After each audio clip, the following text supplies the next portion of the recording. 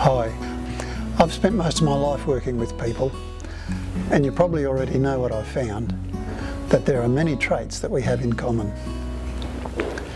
For example, as long as people have walked the earth, we've had trouble noticing the special in amongst the ordinary. How many of our legends, fables, fairy tales warn us not to miss that special thing that's right under our nose? Just think about it. There's ordinary Cinderella, who becomes the beautiful princess. That rustic field that contains hidden treasure. The king, who appears in peasant's clothes. The visiting angel mistaken for a traveller. The ugly duckling that becomes a beautiful swan. Our folklore is full of these stories. Seems we need to be careful how we use that word, ordinary, because nothing's ordinary. Everything's special. Have you noticed the tree in the park near you? Slow down next time and take it in, and you'll see its own special magnificence. I've never met any grandparents who thought their grandchild was ordinary. In fact, if you've got a minute, I just happen to have a few thousand shots of my own here. Grandchildren are so special. And you're not ordinary. You're unique.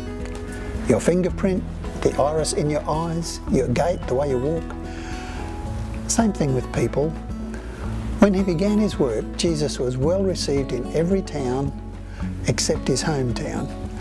In Nazareth, people said, "Oh, that's just Joseph's son." To them, he was ordinary. He was from their hometown. You see where I'm going with this? Places, people, circumstances, they're special if we have the eyes to see it. Hundreds of years earlier than Jesus, a fellow called Jacob was running from his brother Esau.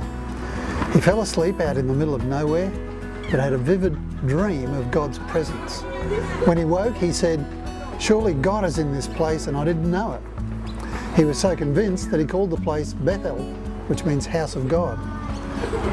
We've got to start noticing that ordinarily all of life is pretty special.